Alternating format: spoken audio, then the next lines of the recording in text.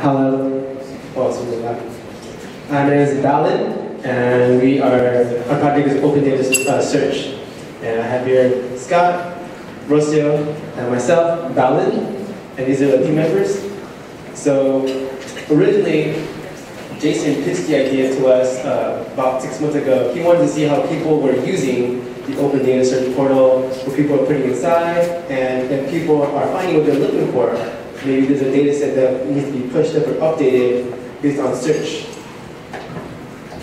And a lot of the data sets here are actually used by our members here for Hack Night. So this, for people who don't know how this portal looks like, this is how it looks like.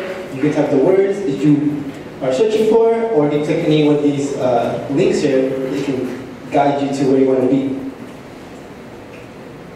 But first, before we do any modeling or applying any fancy data science techniques, there's cleaning to be done.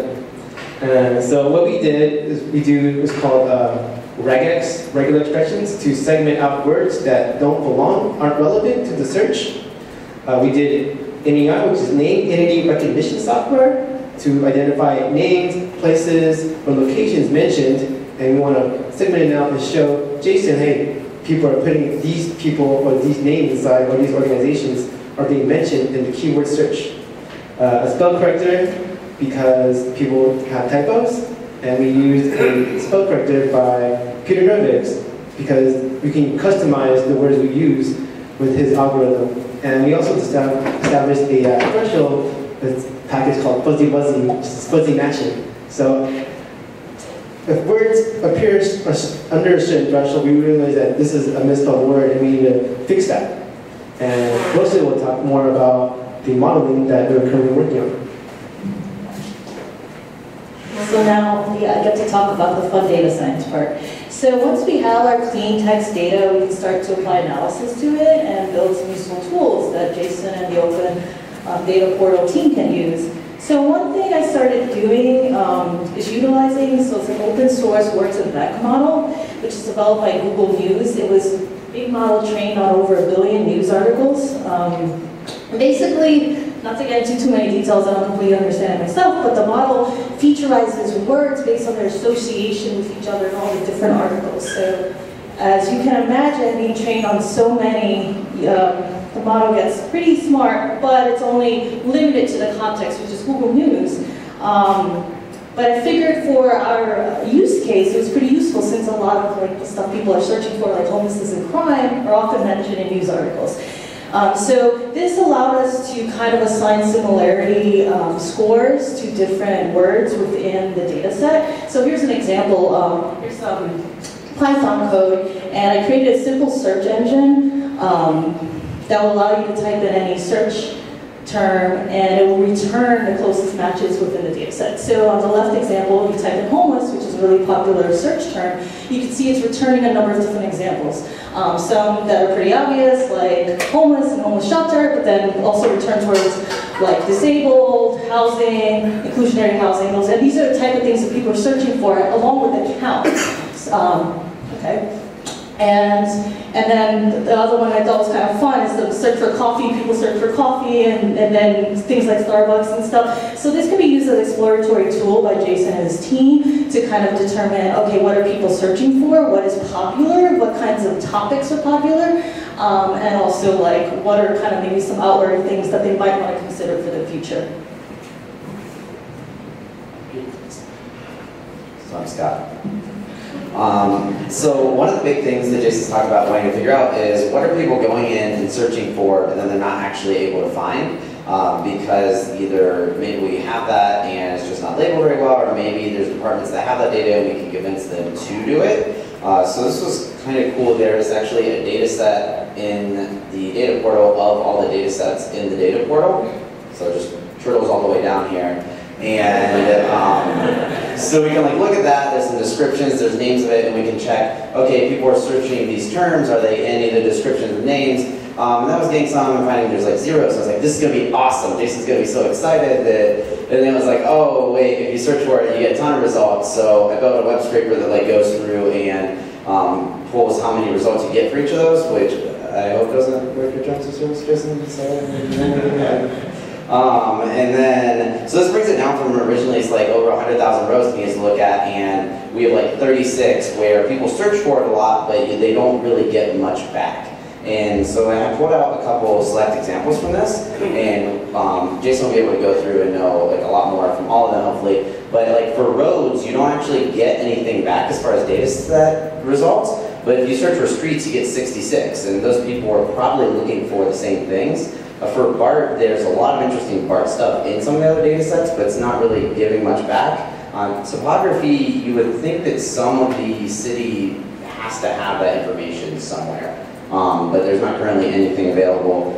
And then the classic map that everybody's seeing, like, we know what they're going for here, but we're just not giving it to them. So I don't know if you want to tag all your data sets with that or not, but it's there. And so we have some additional ideas around making a tool out of what Steve showed you, so that it's easier. And then just a lot of different statistics and ways to look into things people are searching for. Just keep exploring. So thanks. Be sure, so the data portal is awesome. Be sure to go check it out if you haven't seen it before. Like, just poke around at what information's out there. The hardest part of this project has been like going through, checking stuff, finding data sets, and then wanting to play with those ones and getting distracted. So it's like, it's awesome. So definitely for the data science working group, like bring us your awesome machine learning problems, your inference stuff, but also if you just have a lot of data and questions about it, or even a little data and questions about it, like bring it to us. It's like, you don't have to be like intimidated by it. It will definitely help with just kind of any sort of data questions. And this is like, a lot of this is like pretty straightforward in the end. So, questions?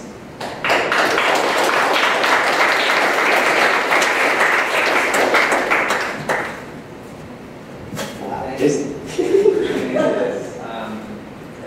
I just kind of floated it on Slack a while ago because it was something that I didn't have time to dig into, and it's fun to see you guys kind of dig into this. And are you having fun?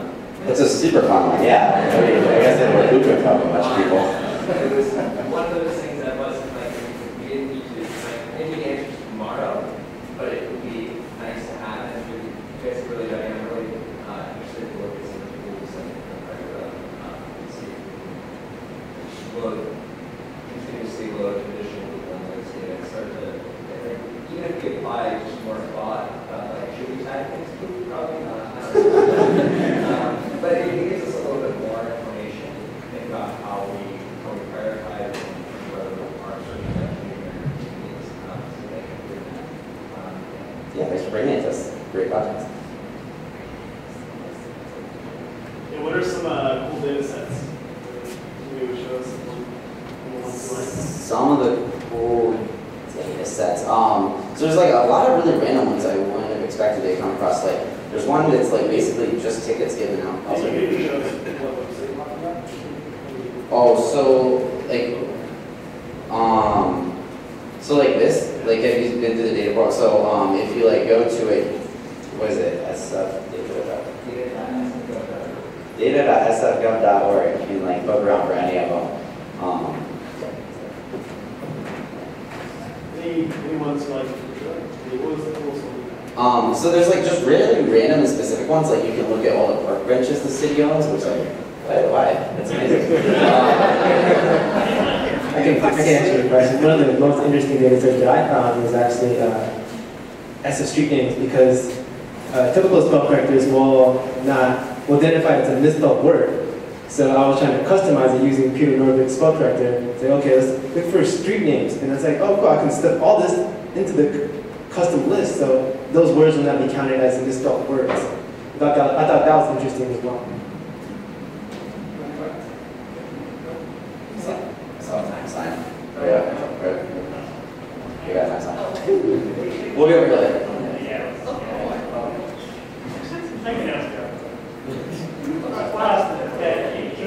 So you mentioned about the park benches, and I was thinking about the 311, data set, and just curious if you guys have come across anything that like links these up. Like there's a public trash can, there's a bunch of trash by it, and then you try and put in a 311 report, but by address.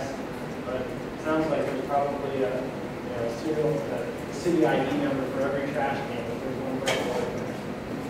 Yeah, so there's a lot of data sets, but they don't necessarily kind of have matching keys at all, but you might be able to find another data set that has a shared one, but then you're getting deep. But like, it's impressive how much is on there. So like, if you're really fired up about it, I bet you can figure out a way to tie them together for like that sort of stuff. It's impressive how much is in there.